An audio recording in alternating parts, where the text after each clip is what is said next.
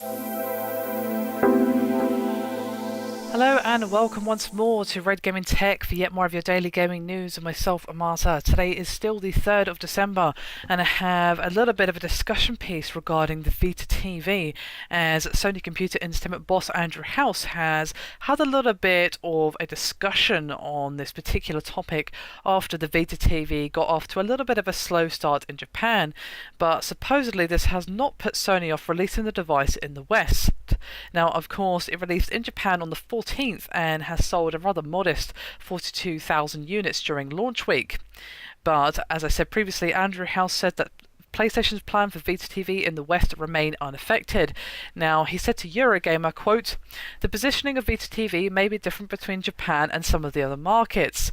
Now, currently, the Vita TV, which costs roughly $99, reworks Vita, PSP, PS1, and some retro games so they can be played on a HD TV with a DualShock 3 controller."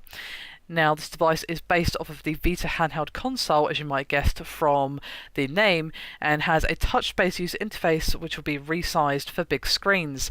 However, as most of you probably know, it is also a media streaming device and can extend PS4 gaming to a second screen when used with a DualShock 4.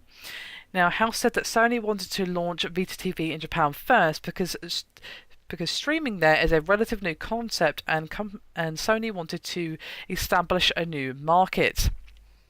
Now, Andrew House continued, quote, "This may sound slightly counterintuitive, but we wanted to launch in Japan first because I feel there really hasn't been a critical driver or device that's driven the adoption of streaming content overall. It's still very much in the nascent stage in Japan compared to some of the markets in Europe or the US. We felt there was therefore an opportunity to leverage the strengths of the PlayStation Vita, which, as you know, is quite strong in Japan in terms of game lineup, but combine that with the features of a media streaming box and offer something packaged newly for the Japanese consumer and possibly be at the forefront of creating a new market via that device.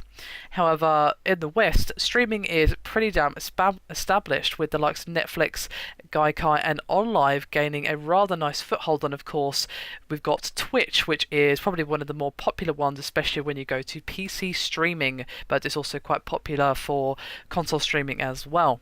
Now, Andrew House did continue, quote, "It's a very different landscape when you look at the US and Europe. A much greater establishment of streaming video services, a much greater understanding of what that concept is all about. So we see strong market potential elsewhere in the world, but it will be a different road to market for the US and Europe than has been the case in Japan." Now, in Japan, Sony is actually selling a value pack that is bundling a Vita TV, a DualShock 3 and 8GB memory card, as well as 3 months of PlayStation Plus subscription for $150. But if you buy a Vita TV on its own, you get a limited out-of-box experience. You will need a DualShock 3 controller in order to use it. And it also only features 1GB of storage. So you may be forced to use Sony's proprietary Vita memory cards to add space. So considering that the Vita TV itself is costing roughly $99, it sounds like, at least for those people in Japan who have been considering or have already bought the device, it may be more worthwhile to just bite the bullet and pay more and maybe save a few bucks in the long run. Now, one problem that many have encountered in Japan is that the selection of games to play on the device is limited. Many, such as Uncharted Golden Abyss, don't work because of the Vita TV's lack of touch controls.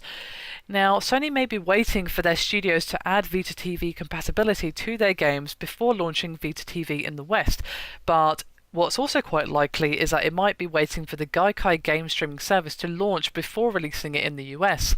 Now, of course, as I discussed previously, Gaikai is supposedly due out in North America in 2014 and is rumoured for release in Europe in early 2015. So it seems like it may be a while there before we get to see the PS Vita over here. Now, it makes sense to me that they would wait for both of those things that I previously mentioned. They would wait for the Gaikai streaming, and they would wait for more games to add compatibility to the Vita TV in their games. Now, at the moment, of course, with it just being available in Japan, there's not much motivation for big AAA developers that have games that do really well over here but may not do so well in Japan, just because it's a different market and all that. there's not much reason for them to add compatibility for it at the moment because, well, no one over here has the device and won't be getting their hands on it for quite some time.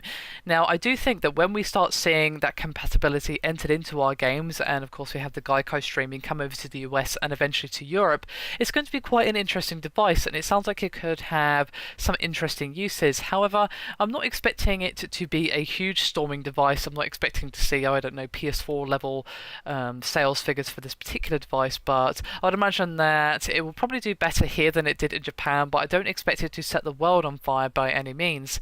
However, I would be curious to hear your thoughts and speculations on what you think of the Vita TV and how well it's going to do in the West when it finally releases here. Anyway, that is me done for this video. Hope you've enjoyed it. Thank you very much for watching, and I'll see you next time.